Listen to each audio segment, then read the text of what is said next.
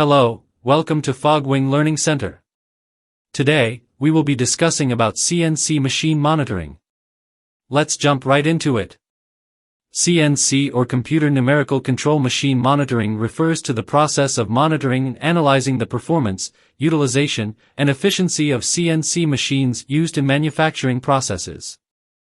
CNC machines are automated tools controlled by computer programs to perform precise machining operations such as milling, turning, drilling, and grinding. CNC machine monitoring systems capture data on factors such as machine utilization, spindle speed, tool changes, cutting forces, and production output.